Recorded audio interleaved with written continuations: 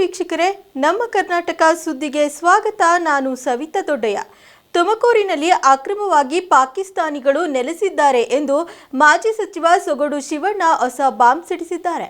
ನಗರದ ಖಾಸಗಿ ಹೋಟೆಲ್ನಲ್ಲಿ ಸುದ್ದಿಗೋಷ್ಠಿ ನಡೆಸಿ ಮಾತನಾಡಿದ ಅವರು, ತುಮಕೂರಿನಲ್ಲಿ ಅಕ್ರಮವಾಗಿ ಪಾಕಿಸ್ತಾನಿಗಳು ನೆಲೆಸಿದ್ದಾರೆ. ಮದುವೆಯಾಗಿ ಬಂದ ಕೇವಲ 3 ಮಹಿಳೆಯರು ಅಷ್ಟೇ ಅಲ್ಲ, ಅವರನ್ನ ಹೊರತುಪಡಿಸಿ ಅಕ್ರಮವಾಗಿ ಇನ್ನೂ ನೆಲೆಸಿದ್ದಾರೆ. ಕೋಟಾ ಆಧಾರ್ ಕಾರ್ಡ್ ಮಾಡಿಸಿಕೊಂಡು ಇಲ್ಲಿ ನಿವಾಸಿಗಳಂತೆ ವಾಸ ಇದ್ದಾರೆ. ಜಿಲ್ಲಾಡಳಿತ ಅಂತವರನ್ನ ಗುರುತಿಸಿ ಗಡೀಪಾರು ಮಾಡುವಂತೆ ಸೊಗಡು ಶಿವಣ್ಣ ಆಗ್ರಹಿಸಿದ್ದಾರೆ. ಪಾಕಿಸ್ತಾನದ ವಿರುದ್ಧ ಯುದ್ಧ ನಡೆಸಿ ತಕ್ಕ ಪಾಠ ಕಲಿಸಲೇಬೇಕು. ಯುದ್ಧದ ಮೂಲಕ ಪಾಕಿಸ್ತಾನಕ್ಕೆ ಪ್ರತಿಕಾರ ಕೊಡಬೇಕು. ಇದಕ್ಕೆ ದೇಶವಾಸಿಗಳೆಲ್ಲ ಬೆಂಬಲ ಕೊಡಬೇಕು. ಇದನ್ನೆಲ್ಲ ಬಿಟ್ಟು ಸಿಎಂ ಸಿದ್ದರಾಮಯ್ಯ ಯುದ್ಧ ಬೇಡ, ಶಾಂತಿ ಬೇಕು ಅಂತಾರೆ. ಅವರು ಒಬ್ಬ ಜವಾಬ್ದಾರಿಯುತ ಸ್ಥಾನದಲ್ಲಿ ಇದ್ದು ಇಂತಹ ಮಾತನಾಡುವುದು ಶೋಭೆಯಲ್ಲ ಎಂದು ತುಮಕೂರಿನಲ್ಲಿ ಮಾಜಿ ಸಚಿವ ಸೊಗಡು ಶಿವಣ್ಣ ಹೇಳಿದ್ದಾರೆ. ಯಾಕೆಂದ್ರೆ ಇವತ್ತು ನಾವೇನಾದ್ರೂ ಹಿಡಿದ್ರೆ ಹೆಬ್ಬೆಟ್ಟು ಹೊರಗೆ ಬಿಟ್ರೆ ಅದಕ್ಕೆ ಶಕ್ತಿ ಇರಲ್ಲ. ಹಾಗೆ ಯಾರನ್ನು ನಾವು ಆಚೆ ಬಿಡ್ಕೊಡ್ದು, ನಾವೆಲ್ಲ ಇಲ್ಲೇ ಇರ್ತಕ್ಕಂಥ ಜನ. ಅದಕ್ಕೋಸ್ಕರ ನಾನು ಅವ್ರ ಮಾತಾಡ್ಬೇಕಾದ್ರೆ ಎಲ್ಲರೂ ನಾವು ಬರ್ತೀವಿ ಸರ್, ಜೊತೆಗೆ ಇದು ಮಾಡೋಣ. ಅಲ್ಲಿ ಮಾಡಿರ್ತಕ್ಕಂಥ ಯಾವುದೋ ಪುಲ್ವಾಮಾದಾಗ ಇದು ಮಾಡಿರಲ್ಲ, ಗುಂಡಿನ ದಾಳಿ ಮಾಡಿರಲ್ಲ, ಅದು ಭಾರಿ ಕೆಟ್ಟದ್ದು ಅಂತೇಳಿ ಅವರೆಲ್ಲರೂ ಪಾಪ ಅವರು ಅಯ್ಯೋ ಅಂತಾರೆ. ಅಯ್ಯೋ ಅನ್ನೋದಕ್ಕಿಂತ ಮೊದಲಾಗಿ ನಾವೆಲ್ಲ ಅದಕ್ಕೆ ಭಾಗಸ್ಥರಾಗ್ತೀವಿ ಅಂತ ಹೇಳೋರು ಪಾಪ ಆ ಪ್ರತಿಭಟನೆ ಮಾಡಬೇಕು ನಾವೆಲ್ಲ ಅಂತಾರೆ. ಅದಕ್ಕೆ ನಾನು ಅವ್ರನ್ನೆಲ್ಲ ಇವತ್ತು ಕರೆದುಬಿಟ್ಟು ನಿಮ್ಮ ಮುಂದೆ ಅವ್ರನ್ನೂ ಒಂದು ಸ್ವಲ್ಪ ಎಲ್ಲನ ಇದ್ದಾಗ ಅವರು ಬೆಳಿಬೇಕು ನಮ್ಮ ಜೊತೆ ಒಳಗೆ ಅಂತೇಳಿ ಅವ್ರನ್ನೆಲ್ಲ ನಾನು ಕರೆದಿದ್ದೀನಿ. ಈಗ ನೋಡಿ, ಉದಾಹರಣೆಗೆ ಅಲ್ಲಿ ಯಾರೋ ಕಲೀಂ ಪಾಷಾ ಅಂತ ಹೇಳಿ, ಕಲೀಂ ಪಾಷಾ ಅಂತ ಅವನು ಒಬ್ಬ, ಅವನ ಮಗ ಅಸ್ಲಾಂ ಪಾಷಾ, ಅವನ ಮದುವೆ ಆಗಿರೋದು ಪಾಕಿಸ್ತಾನದ ಹೆಣ್ಮಗಳು ಫೈಜಾ ಅಂತ ಹೇಳಿ ಆ ಹೆಣ್ಮಕ್ಳು ಮದುವೆಗೆ ಅವಳಿಗೆ ಎಷ್ಟು ಜನ ಗಂಡು ಮಕ್ಕಳು? 3 ಜನ ಗಂಡು ಮಕ್ಕಳು ಅವರೇ ಸಾಹೇಬ, ಚಂದ್ರಮೌಳಿ ಸಾಹೇಬ. ಆ 3 ಜನ ಆಮೇಲೆ ಆ ಕಲೀಂ ಪಾಷನ ಅಣ್ಣನ ಮಗಳು ಅಲ್ಲಿ ಕೊಟ್ಟವ್ರೆ, ಎಲ್ಲಿಗೆ? ಪಾಕಿಸ್ತಾನಕ್ಕೆ ಕೊಟ್ಟವ್ರೆ. ಹಾಗೆ ಈಗ ಅಲ್ಲಿ ಕೊಟ್ಟವ್ರನ್ನ ಬೇಕಾದ್ರೆ ಇಲ್ಲಿ ಕರ್ಕೊಳ್ಳಿ, ಇಲ್ಲಿರ್ತಕ್ಕಂಥ ಅವ್ರನ್ನ ಕಳಿಸಿಬಿಡ್ಲಿ. ಯಾಕೆಂದರೆ ಅವಾಗ ಬುದ್ಧಿ ಬರುತ್ತೆ ಒಬ್ರಿಗೊಬ್ರಿಗೆ, ನಾವೆಲ್ಲ ಒಂದೇ ಅಂತ ಹೇಳಿ. ನಾನಿನ್ನು ನನ್ನದೇ ವೈಯಕ್ತಿಕವಾಗಿ ಹೇಳೋದಾದರೆ ಪಾಕಿಸ್ತಾನನೂ ನಮ್ಮವರು ಆಕ್ಯುಪೈ ಮಾಡ್ಕೊಳ್ಳಿ, ಬಾಂಗ್ಲಾನು ಆಕ್ಯುಪೈ ಮಾಡ್ಕೊಳ್ಳಿ, ಅಖಂಡ ಭಾರತ ಮಾಡಲಿ. ಅವಾಗೇನಾಗುತ್ತೆ, ಸಮಾಜ ಎಲ್ಲ ಒಂದೇ ಅಂತಕ್ಕಂಥದ್ದು ಒಂದು ಕಿಮ್ಮತ್ತು ಬರುತ್ತೆ. ಇಡೀ ಪ್ರಪಂಚ ಆವಾಗ ನಮ್ಮನ್ನು ನೋಡ್ತಾರೆ. ಇಂಡಿಯಾ ದೇಶದಾಗಿರ್ತಕ್ಕಂಥ ಇವರು, ಈಗ ಉದಾಹರಣೆಗೆ ನಾನು ಹೇಳ್ತೀನಿ ನೋಡಿ, ನಾವ್ಯಾರು ಅನ್ನಿತ ಭಾವನೆ ಮಾಡಬೇಡಿ. ಯಾರು ಮಹಾನ್ ಭಾವರು ಅಂತ ಹೇಳ್ತೀವಿ, ಯೇಸು ಕ್ರಿಸ್ತ ಇರ್ಬೋದು, ಮೇರಿ ಇರ್ಬೋದು, ಪೈಗಂಬರ್ ಇರ್ಬೋದು, ನಮ್ಮ ಮುಕ್ಕೋಟಿ ದೇವರುಗಳು ಎಂದಾದರೂ ಒಬ್ಬರನ್ನೊಬ್ಬರು ಟೀಕೆ ಮಾಡೋರ? ಮಾಡಿಲ್ಲ. ನಾವ್ಯಾಕೆ ಟೀಕೆ ಮಾಡಬೇಕು? ಎಲ್ಲ ಒಂದೇ. ಸತ್ಯ ಅಸತ್ಯ, ಒಳ್ಳೆಯದು ಕೆಟ್ಟದ್ದು, ಇದನ್ನು ನೋಡ್ಬಿಟ್ಟು ನಾವು ಮಾಡಬೇಕು. ತುಮಕೂರು ನಗರದ ಕನ್ನಡ ಭವನದಲ್ಲಿ ಜಿಲ್ಲಾಡಳಿತದಿಂದ ಜಗಜ್ಯೋತಿ ಬಸವಣ್ಣ ಜಯಂತಿ ಕಾರ್ಯಕ್ರಮ ಆಯೋಜಿಸಿದ್ದು, ವೇದಿಕೆ ಮುಂಭಾಗದಲ್ಲಿ ಸಾರ್ವಜನಿಕರು ಸಿಬ್ಬಂದಿಗಳೇ ಇಲ್ಲದೆ ಬಣಗುಡುತ್ತಿತ್ತು. ಜಿಲ್ಲಾಡಳಿತದಿಂದ ತುಮಕೂರು ನಗರದ ಕನ್ನಡ ಭವನದಲ್ಲಿ ಹೆಚ್ಚುವರಿ ಜಿಲ್ಲಾಧಿಕಾರಿ ತಿಪ್ಪೇಸ್ವಾಮಿ ಅವರ ನೇತೃತ್ವದಲ್ಲಿ ಬಸವ ಜಯಂತಿ ಕಾರ್ಯಕ್ರಮ ನಡೆದಿದ್ದು, ವೇದಿಕೆ ಮುಂಭಾಗದಲ್ಲಿ ಸಾರ್ವಜನಿಕರು ಸಿಬ್ಬಂದಿಗಳೇ ಇಲ್ಲದೆ ಖಾಲಿ ಕುರ್ಚಿಗಳಿಂದ ಬಣಗುಡುತ್ತಿತ್ತು. ಬಸವಣ್ಣನವರ ಭಾವಚಿತ್ರಕ್ಕೆ ಪುಷ್ಪಾರ್ಚನೆ ಮಾಡಿ ವಿಧಿ ಇಲ್ಲದೆ ಹೆಚ್ಚುವರಿ ಜಿಲ್ಲಾಧಿಕಾರಿಗಳು ಭಾಷಣ ಮಾಡಿದರು. ಬಸವ ಜಯಂತಿ ಆಚರಣೆಯ ಸೋಲಿಗೆ ಜಿಲ್ಲಾಡಳಿತದಿಂದ ನಿರ್ಲಕ್ಷ್ಯ ವಹಿಸಿದ್ದೇ ಕಾರಣವಾಯಿತಾ ಎಂಬ ಪ್ರಶ್ನೆ ಉದ್ಭವಿಸಿದೆ.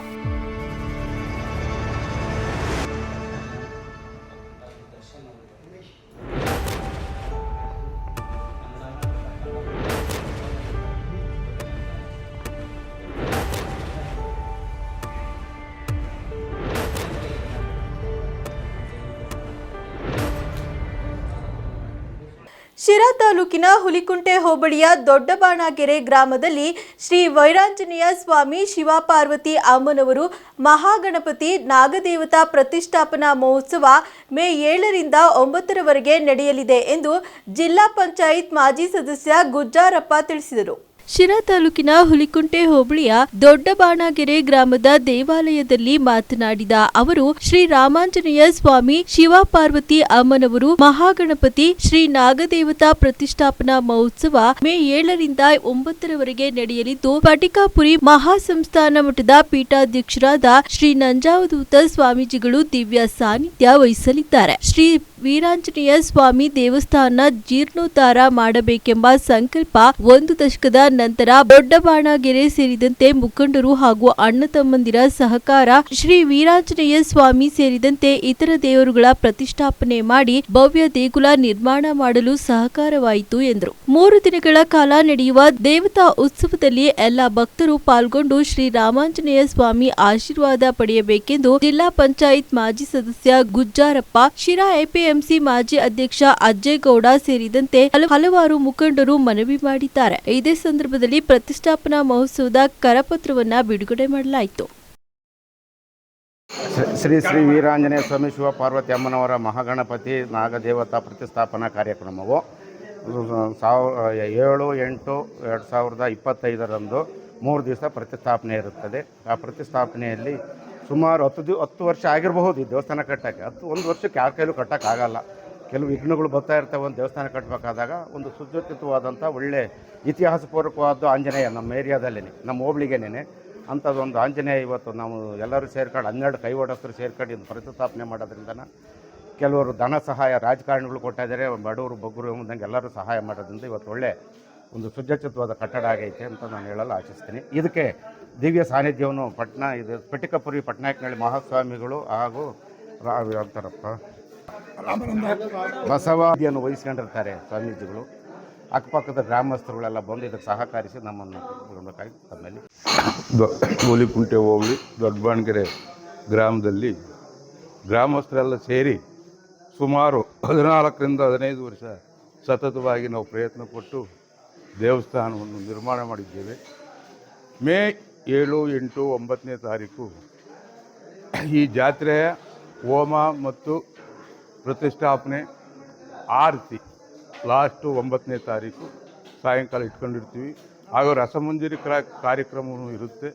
ಮತ್ತು ಈ 3 ದಿನದಲ್ಲಿ ಇದಂತ ಸ್ವಾಮಿಗಳು ಶ್ರೀ ಬಸವರಾನಂದ ಸ್ವಾಮೀಜಿಯವರು ಹಾಗೂ ಶ್ರೀ ಶ್ರೀ ನಂಜಾವಧೂತ ಮಹಾಸ್ವಾಮಿಗಳು ಹಾಗೂ ಶ್ರೀ ಶ್ರೀ ಶಿವಪಾರ್ವತಿ ಅಮ್ಮನವರ ಶ್ರೀ ಮಹಾಗಣಪತಿ ಶ್ರೀ ನಾಗದೇವತಾ ಪ್ರತಿಷ್ಠಾಪನಾ ಮಹೋತ್ಸವ ಕಾರ್ಯಕ್ರಮದ ಆಹ್ವಾನ ಪತ್ರಿಕೆಯನ್ನು ಇಂದು ಬಿಡುಗಡೆ ಮಾಡಲಾಗಿರುತ್ತದೆ. ದಿನಾಂಕ 7ರಿಂದ 9ರವರೆಗೆ ನಮ್ಮ ದೇವಸ್ಥಾನದ ಕಳಸ ಪ್ರತಿಷ್ಠಾಪನಾ ಕಾರ್ಯಕ್ರಮ 3 ದಿವಸ ನಡೆಯುತ್ತದೆ. ಪರಮ ಪೂಜ್ಯ ಜಗದ್ಗುರು ಶ್ರೀ ಶ್ರೀ ಶ್ರೀ ನಂಜಾವಧೂತ ಮಹಾಸ್ವಾಮೀಜಿಗಳ ಆಶೀರ್ವಾದಗಳೊಂದಿಗೆ ಹಾಗೂ ಶ್ರೀ ಶ್ರೀ ಶ್ರೀ ಡಾಕ್ಟರ್ ಬಸವರಾಮಾನಂದ ಸ್ವಾಮೀಜಿಯವರ ಆಶೀರ್ವಾದಗಳೊಂದಿಗೆ ನಮ್ಮ ಕಾರ್ಯಕ್ರಮವನ್ನು ಉದ್ಘಾಟನೆ ಮಾಡಲಿದ್ದೇವೆ. ಆದ ಕಾರಣ ನಮ್ಮ ಶಿರಾ ತಾಲೂಕಿನ ಎಲ್ಲ ಸರ್ವಧರ್ಮ ಗುರುಗಳು, ಸರ್ವಧರ್ಮ ಭಕ್ತಾದಿಗಳು, ಎಲ್ಲ ಭಕ್ತಾದಿಗಳು ಬಂದು ಕಾರ್ಯಕ್ರಮವನ್ನು ಯಶಸ್ವಿಗೊಳಿಸಬೇಕಾಗಿ ತಮ್ಮಲ್ಲಿ ಸವಿನಯ ಪ್ರಾರ್ಥನೆ. ಹಾಗೂ ನಾವು ಕೇಳಿದಾಗ ಎಲ್ಲ ಭಕ್ತಾದಿಗಳು ಕೈಲಾದಂಥ ಸಹಾಯ ಮಾಡಿರ್ತಾರೆ. ಅವರು ಸಹ ಇದನ್ನೇ ಆಹ್ವಾನ ಪತ್ರಿಕೆ ಎಂದು ಭಾವಿಸಿ ಕಾರ್ಯಕ್ರಮವನ್ನು ಯಶಸ್ವಿಯಾಗಿ ನಡೆಸಿಕೊಡಬೇಕಾಗಿ ತಮ್ಮಲ್ಲಿ ಸವಿನಯ ಪ್ರಾರ್ಥನೆ. ನಮಸ್ಕಾರ. ಏನು ಮೇ 7, 8, 9 ಏನು ಈ ಒಂದು ನಮ್ಮ ಆಂಜನೇಯ ಸ್ವಾಮಿ ಶ್ರೀ ಶಿವಪಾರ್ವತಿ ಅಮ್ಮನವರು ಮಹಾಗಣಪತಿ ನಾಗದೇವತೆ ಪ್ರತಿಷ್ಠಾಪನಾ ಮಹೋತ್ಸವ. ಆದ್ದರಿಂದ ಎಲ್ಲ ನಮ್ಮ ತಾಲೂಕಿನ ಎಲ್ಲ ಭಕ್ತಾದಿಗಳು ಸರ್ವರಲ್ಲಿ ಬೇಡುವುದೇನೆಂದರೆ ನಮ್ಮ ಕಾರ್ಯಕ್ರಮದ ನಮ್ಮ ಪರಮ ಪೂಜ್ಯ ಜಗದ್ಗುರು ಶ್ರೀ ಶ್ರೀ ಶ್ರೀ ಡಾಕ್ಟರ್ ನಂಜಾವಧೂತ ಮಹಾಸ್ವಾಮೀಜಿಗಳ ಆಶೀರ್ವಾದಗಳೊಂದಿಗೆ ದಿನಾಂಕ 7ನೇ ತಾರೀಕು ಶ್ರೀ ಶ್ರೀ ಶ್ರೀ ಡಾಕ್ಟರ್ ಬಸವರಾಮಾನಂದ ಸ್ವಾಮೀಜಿಯವರು ಪೀಠಾಧ್ಯಕ್ಷರು, ಶ್ರೀ ಕ್ಷೇತ್ರ ವನಕಲ್ಲು ಮಹಾಸಂಸ್ಥಾನ ಮಠ ಹೆಗ್ಗುಂದ ದಾಬಾಸ್ಪೇಟೆ ಇವರ ದಿವ್ಯ ಸಾನ್ನಿಧ್ಯದಲ್ಲಿ 7ನೇ ತಾರೀಕು ಏನು ಗಂಗಾ ಪೂಜೆ ಎಲ್ಲ ಕಾರ್ಯಕ್ರಮವನ್ನು ಮಾಡಿಕೊಡ್ತಾ ಇದ್ದೇವೆ. ಹಾಗೆ 8ನೇ ತಾರೀಕು ಗುರುವಾರದಂದು ಬೆಳಗ್ಗೆ 6 ಗಂಟೆಯಿಂದ ಯೋಗಶಾಲಾ ಪ್ರವೇಶ ಮತ್ತು ಹೋಮ ಹವನವನ್ನು ಇಟ್ಕೊಂಡಿರ್ತೇವೆ.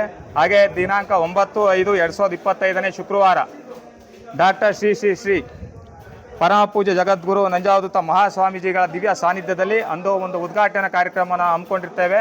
ಸುಮಾರು 5:30ಯಿಂದ 10:30ವರೆಗೂ ಒಂದು ಉದ್ಘಾಟನೆ ಕಾರ್ಯಕ್ರಮ ನಡೀತಕ್ಕಂಥದ್ದು.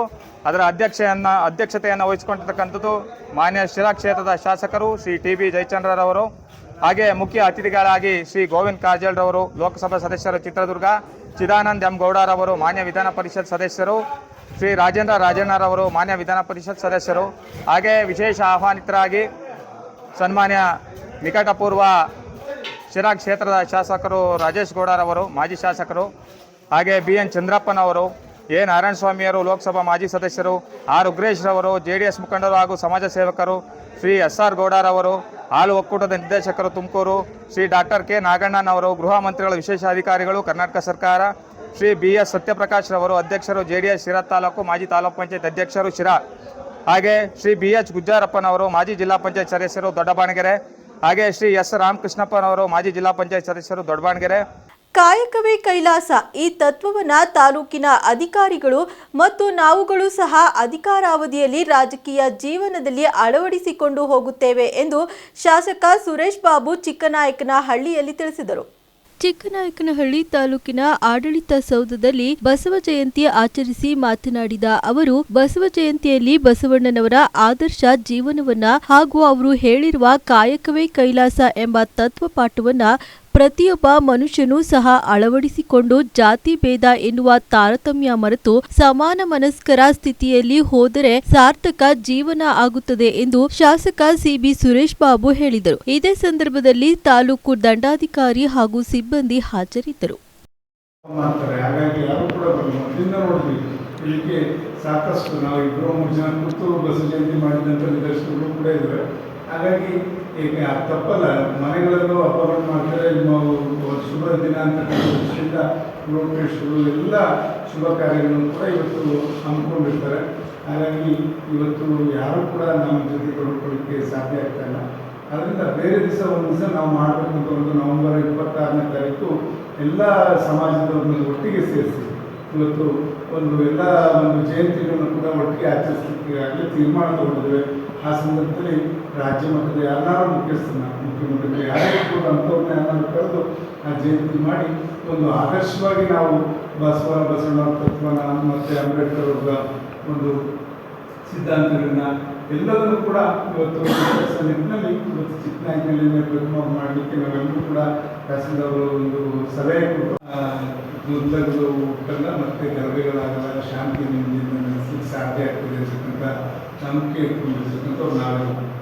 ಇವತ್ತು ಅವರು ಏನು ಜಾತಿ ಮಧ್ಯೆ ಸಂಘರ್ಷ ಉಂಟುಮಾಡುವಂಥ ಅವರ ಅನುಭವ ಎಲ್ಲ ಜಾತಿ ಇವತ್ತು ಧರ್ಮ ಉಳಿಬೇಕು, ಶಾಂತಿ ಉಳಿಬೇಕು ಅಂತಕ್ಕಂಥ ನಿಟ್ಟಿನಲ್ಲಿ ಏನೇ ಒಂದು ತೀರ್ಮಾನ ಆದರೂ ಕೂಡ ಭೇದ ಭಾವ ಇದೆ, ಮೇಲುತ್ತಿಗೆ ಅಂತಕ್ಕಂಥ ಭಿನ್ನಾಭಿಪ್ರಾಯ ಇದೆ.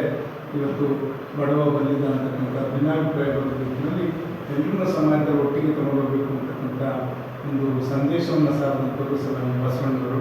ಅವರ ಅನುಭವ ಮಟ್ಟದಲ್ಲಿ ಎಲ್ಲ ಹಿಂದುಳಿದವರು ದಲಿತರು ಎಲ್ಲ ಸಮಾಜದವರು ಕೂಡ ಇದನ್ನು ನಾವು ಸ್ಮರಿಸ್ಕೋಬೇಕಾಗ್ತದೆ.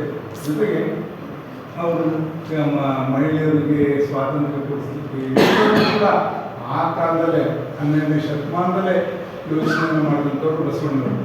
ಇವತ್ತು ನಮ್ಮ ಎಲ್ಲ ಅವರ ಒಂದು ಅನುಯಾಯಿಗಳಾಗಿ ನಾವೆಲ್ಲರೂ ಒಂದು ಒಳ್ಳೆಯ ಮಾರ್ಗದಲ್ಲಿ ಹೋಗೋಣ, ಎಲ್ಲರೂ ಕೂಡ ಒಟ್ಟಿಗೆ ತಗೊಂಡು ಹೋಗುವಂಥ ಮನಸ್ಥಿತಿ ಯಾವುದೇ ಸಮಾಜ ಇರ್ಬೋದು, ಸಮಾಜದಲ್ಲಿ ಇರ್ತಕ್ಕಂಥ ಬಡವರು ನಮ್ಮ ಸಮಾಜದಲ್ಲಿ ಸುಧಾರಣೆ ಸಿಕ್ಕಬೇಕು, ಎಲ್ಲರೂ ಚೆನ್ನಾಗಿ ಬಾಡಿ ಬದುಕಬೇಕು, ಇಷ್ಟೇ ಸವಲತ್ತು.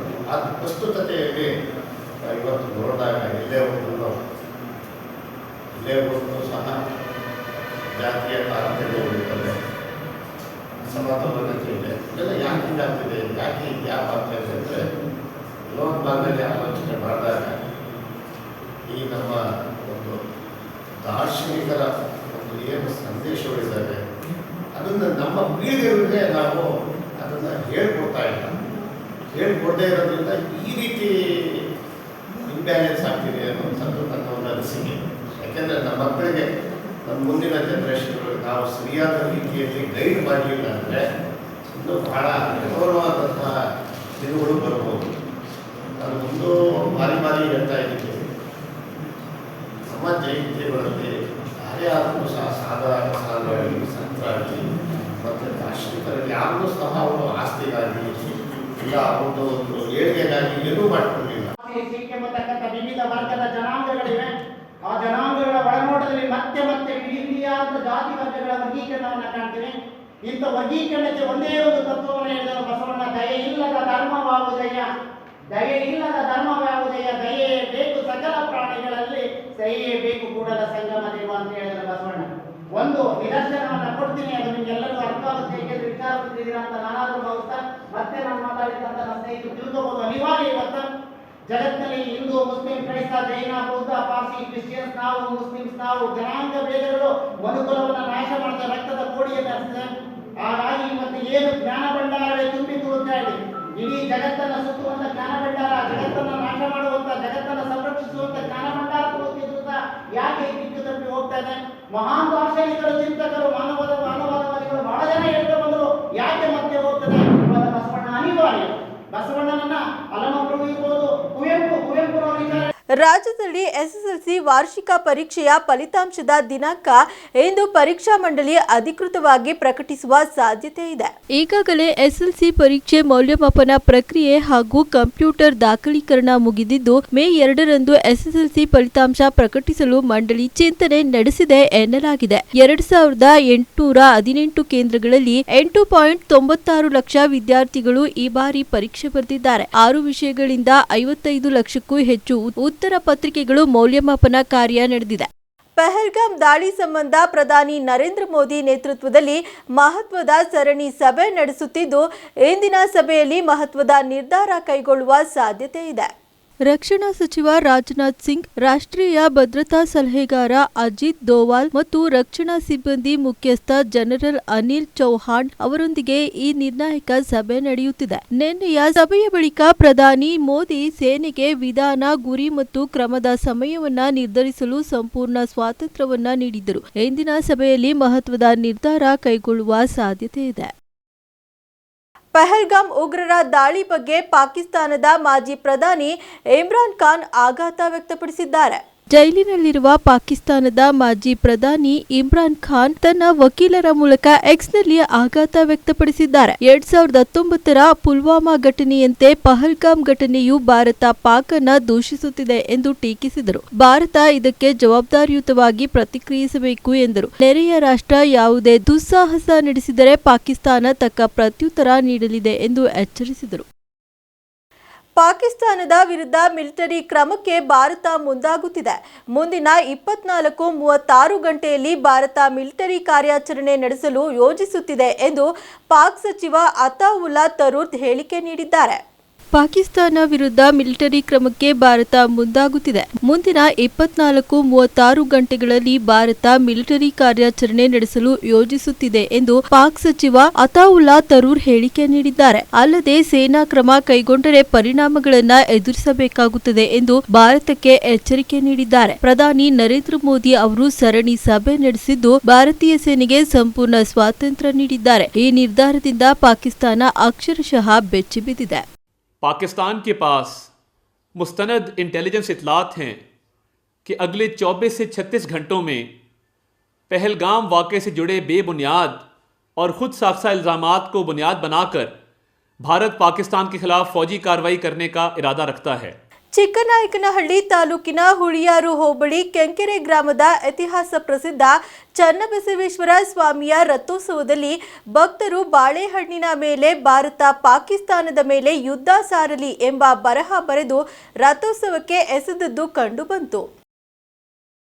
ಚಿಕ್ಕನಾಯಕನಹಳ್ಳಿ ತಾಲೂಕಿನ ಹುಳಿಯಾರು ಹೋಬಳಿ ಕೆಂಕೆರೆ ಗ್ರಾಮದ ಇತಿಹಾಸ ಪ್ರಸಿದ್ಧ ಚನ್ನಬಸವೇಶ್ವರ ಸ್ವಾಮಿಯ ರಥೋತ್ಸವ ಇದು ವಿವಿಧ ಧಾರ್ಮಿಕ ಕೈಂಕರ್ಯಗಳೊಂದಿಗೆ ಸಹಸ್ರಾರು ಭಕ್ತರ ಸಮ್ಮುಖದಲ್ಲಿ ಅದ್ದೂರಿ ಮಹಾರಥೋತ್ಸವ ಜರುಗಿತು. ಸುಡು ಬಿಸಿಲಿನಲ್ಲೂ ಅದ್ದೂರಿಯಾಗಿ ನಡೆದ ಚನ್ನಬಸವೇಶ್ವರ ಸ್ವಾಮಿ ರಥೋತ್ಸವ 3 ವರ್ಷದ ನಂತರ ಅದ್ದೂರಿಯಾಗಿ ನಡೆಯಿತು. ಬಸವ ಜಯಂತಿ ಹಿನ್ನೆಲೆ ಚನ್ನಬಸವೇಶ್ವರ ಸ್ವಾಮಿಗೆ ವಿಶೇಷ ಅಲಂಕಾರ ಮಾಡಲಾಗಿತ್ತು. ಇಂದು ಮುಂಜಾನೆ ಮಹದೇವಮ್ಮ ಚನ್ನಬಸವಯ್ಯ ದಂಪತಿಗಳು ರಥಕ್ಕೆ ಪುಣ್ಯ ಕಾರ್ಯ ನಡೆಸಿ ಕಳಸ ಸ್ಥಾಪಿಸುವ ಮೂಲಕ ರಥೋತ್ಸವಕ್ಕೆ ಚಾಲನೆ ನೀಡಲಾಯಿತು. ನಂತರ ಸ್ವಾಮಿಯನ್ನ ಬಸವನ ಉತ್ಸವ ಹಾಗೂ ಧ್ವಜದ ಕುಣಿತದೊಂದಿಗೆ ಮೆರವಣಿಗೆಯಲ್ಲಿ ಕರೆತಂದು ರಂಗುರಂಗಿನ ಬಾವುಟ, ಎಳನೀರ ಗೊಂಚಲು, ಬಾಳೆಗೊನೆ, ಕೊಬ್ಬರಿ ಹಾರ ಸೇರಿದಂತೆ ವಿವಿಧ ಮಾದರಿಯ ಹೂಹಾರಗಳಿಂದ ಶೃಂಗರಿಸಿದ್ದ ರಥಕ್ಕೆ ಚನ್ನಬಸವೇಶ್ವರ ಸ್ವಾಮಿ ತೋರಿಸಿ ಗ್ರಾಮಸ್ಥರು ಜಯಘೋಷ ಹಾಕಿ ರಥವನ್ನ ಎಳೆದು ಅದ್ದೂರಿಯಾಗಿ ಸಂಭ್ರಮಿಸಿದರು. ಮಹಿಳೆಯರು ಹಾಗೂ ಮಕ್ಕಳು ಸೇರಿದಂತೆ ವಿವಿಧೆಡೆಯಿಂದ ಆಗಮಿಸಿದ್ದವರು ರಥದ ಗಾಲಿಗೆ ಕಾಯಿ ಹೊಡೆದು ಪೂಜೆ ಸಲ್ಲಿಸಿದರು. ಜಾತ್ರೆಗೆ ಆಗಮಿಸಿದ್ದ ಭಕ್ತಾದಿಗಳಿಗೆ ಪಾನಕ, ಪಾನಿವಾರ ಹಾಗೂ ಉಪಹಾರ ವ್ಯವಸ್ಥೆ ಕಲ್ಪಿಸಲಾಗಿತ್ತು.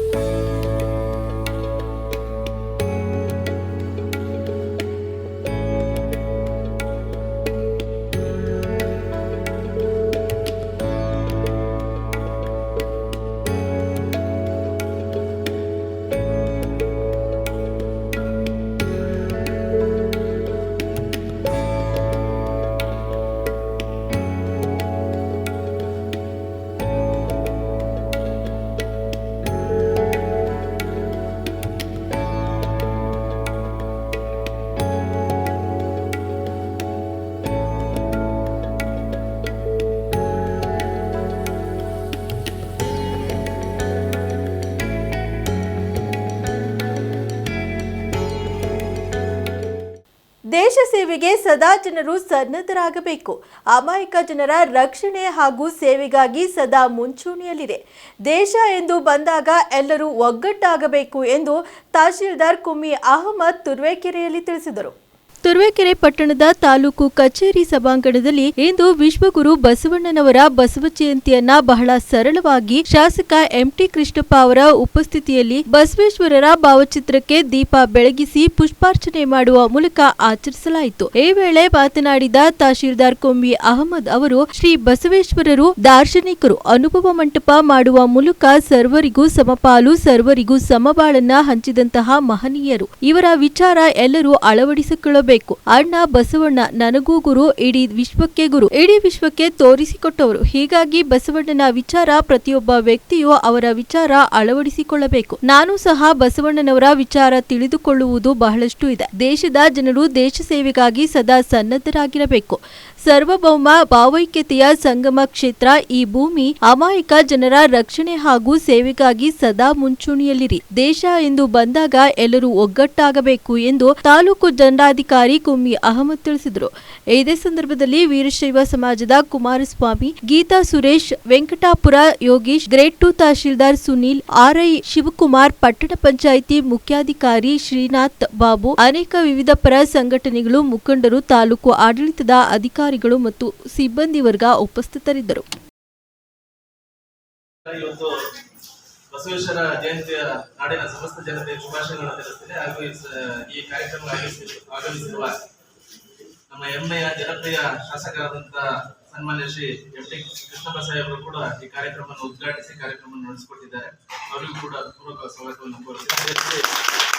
ವೀರಶೈವ ಸಮಾಜದ ಅಧ್ಯಕ್ಷರಿಗೂ ಕೂಡ ಪೂರ್ವಕವಾದ ಸ್ವಾಗತವನ್ನು ಕೋರುತ್ತೇನೆ. ಅದೇ ಯುವ ಮುಖಂಡರಾದಂತಹ ನಮ್ಮ ಯೋಗೇಶ್ ಅವರಿಗೂ ಕೂಡ ಸ್ವಾಗತವನ್ನು ಕೋರುತ್ತೇನೆ. ಅದೇ ರೀತಿ ಶ್ರೀಮತಿ ಚಂದ್ರಕಲಾ ಮೇಡಮ್ ಅವರು ಕೂಡ ಬಂದಿದ್ದಾರೆ, ಅವರಿಗೂ ಕೂಡ ಸ್ವಾಗತವನ್ನು ಕೋರುತ್ತೇನೆ. ಅದೇ ರೀತಿ ನಮ್ಮ ಕೃಷ್ಣಪ್ಪ ಅವರು ಮತ್ತೆ ಬೋರಪ್ಪ ಅವರು ಎಲ್ಲ ಮುಖಂಡರುಗಳು ಮತ್ತೆ ಎಲ್ಲ ಇಲಾಖೆ ಅಧಿಕಾರಿಗಳು ಕೂಡ ಇಲ್ಲಿ ಆಗಮಿಸಿದ್ದಾರೆ. ಅವರಿಗೂ ಕೂಡ ಹೃತ್ಪೂರ್ವಕವಾದ ಸ್ವಾಗತವನ್ನು ಕೋರುತ್ತೇನೆ. ಅದೇ ರೀತಿ ನಮ್ಮ ಮಾಧ್ಯಮ ಮಿತ್ರರಿಗೂ ಕೂಡ ಹೃತ್ಪೂರ್ವಕವಾದ ಸ್ವಾಗತವನ್ನು ಕೋರುತ್ತೇನೆ. ಇವತ್ತು ಬಸವೇಶ್ವರ ಜಯಂತಿಯ ಶುಭಾಶಯಗಳು. ಏನಂದ್ರೆ ಬಸವಣ್ಣನವರು ಇಡೀ ನಾಡಿನ ಐಕ್ಯತೆಗಾಗಿ, ಇಡೀ ಕನ್ನಡ ನಾಡು ನುಡಿಯನ್ನು ಕಟ್ಟಿದಂತಹ ಮಹಾನ್ ದಾರ್ಶನಿಕರು. ಇಡೀ ಜಾತಿ ವ್ಯವಸ್ಥೆ ವಿರುದ್ಧ 12ನೇ ಶತಮಾನದಲ್ಲಿ ಹೋರಾಟವನ್ನು ಮಾಡಿದ್ರು. ಅನುಭವ ಮಂಟಪ ಮೂಲಕ ಪ್ರಜಾಪ್ರಭುತ್ವ ವ್ಯವಸ್ಥೆಯನ್ನು ನಮಗೆ ಕಲ್ಪಿಸಿಕೊಟ್ಟಂತಹ ಧೀಮಂತ ನಾಯಕರು. ಅವ್ರದ್ದು ಆದರ್ಶಗಳನ್ನು ಇವತ್ತು ಮಾದರಿಯಾಗಿ ಇಟ್ಕೊಂಡು ಎಲ್ಲ ಸಮಾಜಗಳು ಒಗ್ಗೂಡಿ ನಾವು ಮುನ್ನಡೆಸಿಕೊಂಡು ಹೋಗ್ತಾ ಇದ್ವಿ. ಅದೇ ರೀತಿ ಹಿನ್ನೆಲೆಯಲ್ಲಿ ಏಪ್ರಿಲ್ 22ರಂದು ನಮ್ಮ ಕಾಶ್ಮೀರದಲ್ಲಿ ಪಹಲ್ಗಾಮ್ ಉಗ್ರಗಾಮಿಗಳು ದಾಳಿ ನಡೆಸಿ ಅಮಾಯಕ 27 ಜೀವಿಗಳನ್ನ ಕೊಂದಿದ್ದಾರೆ, ನಮ್ಮ ಅಮಾಯಕ ಭಾರತೀಯರನ್ನು. ಈ ನಾಡು ಒಂದು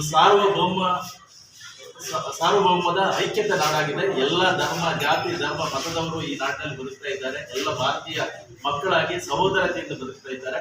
ವಿಚಿತ್ರ ಶಕ್ತಿಗಳು, ಉಗ್ರಗಾಮಿಗಳು ನಮ್ಮ ದೇಶದಲ್ಲಿ ದಾಳಿ ನಡೆಸ್ತಾ ಇದ್ದಾರೆ. ಅಮಾಯಕ ಜೀವಗಳು ಬಲಿಪಶ ಆಗ್ತಾ ಇದೆ. ಆ ನಿಟ್ಟಿನಲ್ಲಿ ಇವತ್ತು 2 ನಿಮಿಷಗಳ ಒಂದು ಮೌನ, ಅವರಿಗೆ ಆತ್ಮಕ್ಕೆ ಶಾಂತಿ ಸಿಗಲಿ, ಮತ್ತೆ ಅವರ ಕುಟುಂಬಗಳಿಗೆ ದೇವರು ಆತ್ಮ ಧೈರ್ಯವನ್ನು ತುಂಬಲಿ. ಅವ್ರ ಜೊತೆ ನಾವು ಇದ್ದೀವಿ. ಅದೇ ರೀತಿ ನಮ್ಮ ಭಾರತೀಯ ಸೇನೆಯೊಂದಿಗೆ ನಾವೆಲ್ಲರೂ ಕೈ ಜೋಡಿಸೋಣ.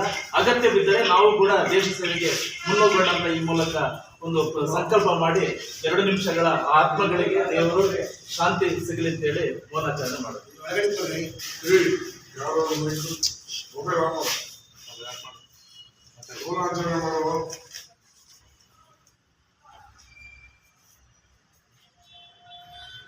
ಸುಮಾರು 35 ವರ್ಷಕ್ಕೂ ಹೆಚ್ಚಿನ ಅವಿರತ ಹೋರಾಟದ ಫಲವಾಗಿ ಪರಿಶಿಷ್ಟ ಜಾತಿಯ ಒಳ ಮೀಸಲಾತಿ ಜಾರಿಯ ಕುರಿತು ಆಯಾ ರಾಜ್ಯಗಳಿಗೆ ಅಧಿಕಾರವಿರುತ್ತದೆ ಎಂದು ತೀರ್ಪು ನೀಡಿದ ಹಿನ್ನೆಲೆಯಲ್ಲಿ ರಾಜ್ಯ ಸರ್ಕಾರ ಇಂದು ಜಾತಿ ಗಣತಿ ಸಮೀಕ್ಷೆ ಮಾಡಲು ಮುಂದಾಗಿರುವುದು ಸಂತಸದ ಸಂಗತಿ ಎಂದು ಒಳ ಮೀಸಲಾತಿ ಹೋರಾಟ ಸಮಿತಿ ಜಿಲ್ಲಾಧ್ಯಕ್ಷ ವೈಕೆ ಬಾಲಕೃಷ್ಣಪ್ಪ ತಿಳಿಸಿದರು. ಗುಬ್ಬಿ ನಗರದ ಪ್ರವಾಸಿ ಮಂದಿರದಲ್ಲಿ ಸುದ್ದಿಗೋಷ್ಠಿಯಲ್ಲಿ ಮಾತನಾಡಿದ ಅವರು, ಹಲವು ವರ್ಷಗಳ ನಿರಂತರ ಹೋರಾಟದ ಫಲವಾಗಿ ಪರಿಶಿಷ್ಟ ಜಾತಿಯ ಸಮುದಾಯದವರಿಗೆ ಅನುಕೂಲವಾಗುವ ಹಿನ್ನೆಲೆಯಲ್ಲಿ ಕರ್ನಾಟಕ ಸರ್ಕಾರದ ನ್ಯಾಯಮೂರ್ತಿ ಎಚ್.ಎನ್. ನಾಗಮೋಹನ್ ದಾಸ್ ಅವರ ಏಕಸದಸ್ಯ ಆಯೋಗ ರಚನೆ ಮಾಡಿ ಪರಿಶಿಷ್ಟ ಜಾತಿಗಳಲ್ಲಿ ಇರುವ 101 ಜಾತಿಗಳ ಪೈಕಿ ಆದಿ ಕರ್ನಾಟಕ, ಆದಿ ಆಂಧ್ರ, ಆದಿ ದ್ರಾವಿಡ ಇತ್ಯಾದಿ ಹೆಸರುಗಳಲ್ಲಿ ಹಲವಾರು ಜಿಲ್ಲೆಗಳಲ್ಲಿ ಪ್ರಮುಖವಾಗಿ ಮಾದಿಗ ಮತ್ತು ಸಂಬಂಧಿತ ಹಾಗೂ ಹೊಲೆಯ ಮತ್ತು ಸಂಬಂಧಿತ ಜಾತಿಗಳ ಜನಸಂಖ್ಯೆಯ ಬಗ್ಗೆ ಹೆಚ್ಚಿನ ಗೊಂದಲ ಉಂಟಾಗಿರುತ್ತದೆ. ಇದರ ನಿವಾರಣೆಗಾಗಿ ಸರ್ವೋಚ್ಚ ನ್ಯಾಯಾಲಯದ ನಿರ್ದೇಶನದಂತೆ ಪ್ರಾಯೋಗಿಕ ದತ್ತಾಂಶ ಸಂಗ್ರಹಿಸಿ ಇದರ ಆಧಾರದ ಮೇಲೆ ಒಳ ಮೀಸಲಾತಿ ಜಾರಿ ಮಾಡಲು ಆದೇಶ ನೀಡಿರುತ್ತದೆ. ಆದ್ದರಿಂದ ತಾಲೂಕಿನ ಮಾದಿಗ ಸಮಾಜದ ಬಂಧುಗಳು ಯಾವುದೇ ಕಾರಣಕ್ಕೂ ಜಾತಿ ಸಮೀಕ್ಷೆಯಿಂದ ಹೊರಗೆ ಉಳಿಯದಂತೆ ಎಚ್ಚರಿಕೆ ವಹಿಸುವ ಮೂಲಕ ಸಮೀಕ್ಷೆಗೆ ಬಂದಂತಹ ಸಮಯದಲ್ಲಿ ಆದಿ ಕರ್ನಾಟಕ, ಆದಿ ದ್ರಾವಿಡ ಎಂದು ಜಾತಿ ಸೂಚಕವಲ್ಲದ ಪದಗಳನ್ನ ಬರೆಸದೆ ಮಾದಿಗ ಜಾತಿ ಎಂದು ಜಾತಿ ಗಣತಿ ಸಮೀಕ್ಷೆಯಲ್ಲಿ ನಮೂದಿಸಬೇಕು ಎಂದು ಮನವಿ ಮಾಡಿದರು. ದಲಿತ ಪರ ಸಂಘಟನೆಯ ಒಕ್ಕೂಟದ ಮುಖಂಡ ಕೊಡಿಯಾಲ ಮಹದೇವ ಮಾತನಾಡಿ, ದಲಿತ ಸಂಘಟನೆ ಮುಖಂಡರ ಹೋರಾಟದ ಫಲವಾಗಿ ಮಾದಿಗ ಸಮಾಜಕ್ಕೆ ಮೀಸಲಾತಿ ದೊರೆಯುವ ಸಮಯ ಸನ್ನಿಹದಲ್ಲಿದ್ದು ಸರ್ಕಾರ ಈಗಾಗಲೇ ಒಳ ಮೀಸಲಾತಿ ಜಾರಿ ಮಾಡಲು ಮುಂದಾಗಿದ್ದು ಅದಕ್ಕಾಗಿ ನಿವೃತ್ತ ನ್ಯಾಯಮೂರ್ತಿ ಜಸ್ಟಿಸ್ ನಾಗಮೋಹನ್ ದಾಸ್ ಅವರ ಏಕಸದಸ್ಯ ಆಯೋಗದ ಅಡಿಯಲ್ಲಿ ಒಳ ಮೀಸಲಾತಿ ಜಾರಿಗೆ ಕ್ರಮ ವಹಿಸಿದ್ದು ಅದರಂತೆ ಸರ್ಕಾರ ಮೇ 5ರಿಂದ ಪರಿಶಿಷ್ಟ ಜಾತಿಗಳ ಸಮಗ್ರ ಸಮೀಕ್ಷೆ ನಿಖರ ಮಾಹಿತಿ ಸಂಗ್ರಹಣೆ ಮಾಡಲು ಮುಂದಾಗಿರುವುದರಿಂದ ಮಾದಿಗ ಸಮಾಜದ ಬಂಧುಗಳು ಜಾತಿ ಮತ್ತು ಉಪಜಾತಿ ಕಲಂನಲ್ಲಿ ಮಾದಿಗ ಜಾತಿ ಎಂದು ಬರೆಸಬೇಕು ಎಂದು ಸಲಹೆ ನೀಡಿದರು. ಈ ಸಂದರ್ಭದಲ್ಲಿ ಮಂಜುನಾಥ್ ಮೂರ್ತಿ ಹಾಗೂ ಒಳ ಮೀಸಲಾತಿ ಹೋರಾಟ ಸಮಿತಿಯ ಸದಸ್ಯರು, ಮುಖಂಡರುಗಳು ಉಪಸ್ಥಿತರಿದ್ದರು. ಮಾದಿಗ ಸಮುದಾಯದ ವಿವಿಧ ಸಂಘಟನೆಗಳ ಮುಖಂಡರುಗಳು ಹಾಗೂ ತುಮಕೂರು ಜಿಲ್ಲೆಯಿಂದ ಬಂದಿರುವ ಸಮುದಾಯದ ಎಲ್ಲ ಹಿರಿಯ ಹೋರಾಟಗಾರರು ಹಾಗೂ ಮುಖಂಡರುಗಳೇ ಮತ್ತು ಹಾಜರಿರುವ ಮಾಧ್ಯಮದ ಸ್ನೇಹಿತರೆ, ಈಗ ತಮಗೆಲ್ಲ ಗೊತ್ತಿರುವಂತೆ ಕರ್ನಾಟಕ ರಾಜ್ಯ ಸರ್ಕಾರ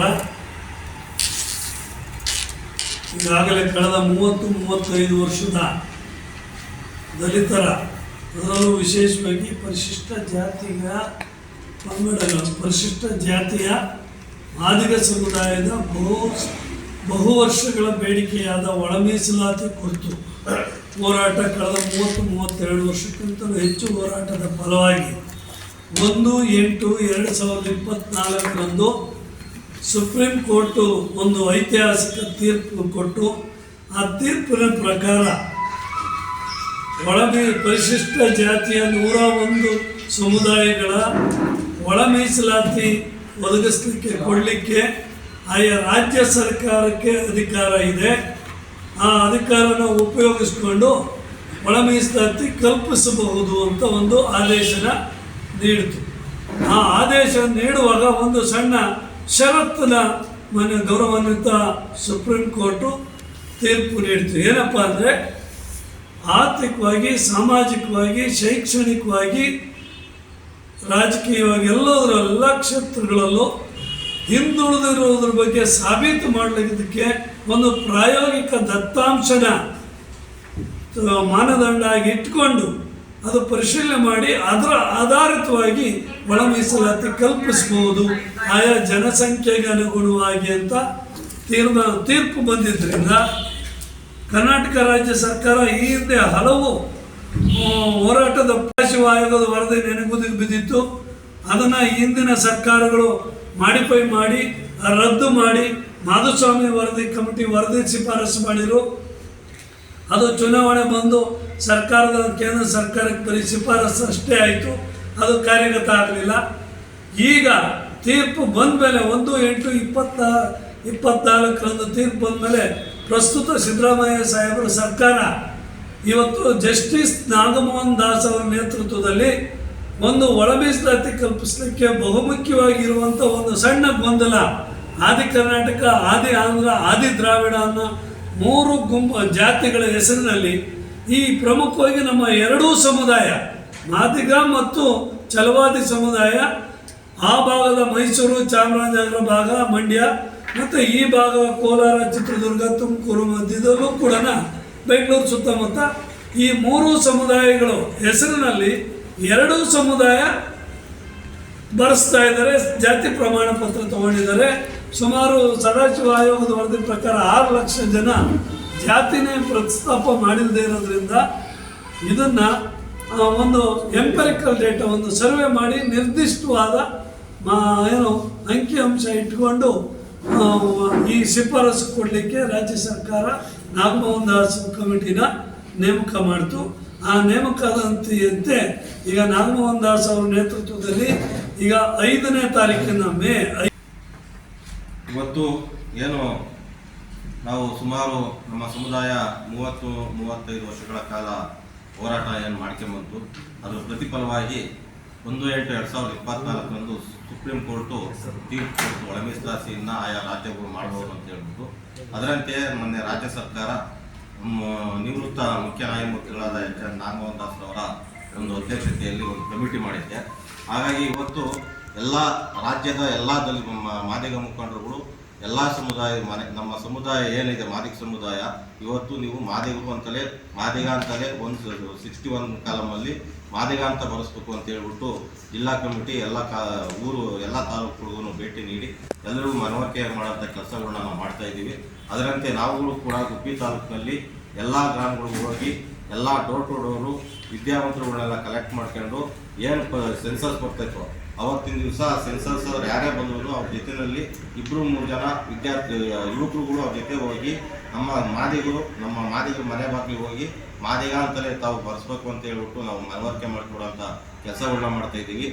ಇಲ್ಲಿ ಏನಾದರೂ ಅಕಸ್ಮಾತ್ ನಾವು ಇಲ್ಲಿ ಏನಾದರೂ ಫೇಲ್ಯೂರ್ ಆದರೆ ನಮ್ಮ 35 ವರ್ಷಗಳ ಹೋರಾಟ ಹಿಂದಕ್ಕೆ ಹೋಗುತ್ತೆ, ಇನ್ನು ಇದು ಅವಕಾಶ ಮತ್ತೆ ಬರಲ್ಲ.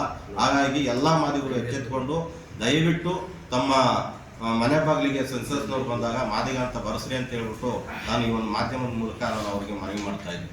ಎಷ್ಟಿತ್ತು ಈ ಹೊತ್ತಿನ ಸುದ್ದಿ ಮತ್ತು ಮನೋರಂಜನೆಗಾಗಿ ನೋಡ್ತಾ ಇರಿ ನಮ್ಮ ಕರ್ನಾಟಕ ಟಿವಿ, ಇದು ಕನ್ನಡಿಗರ ಭರವಸೆ.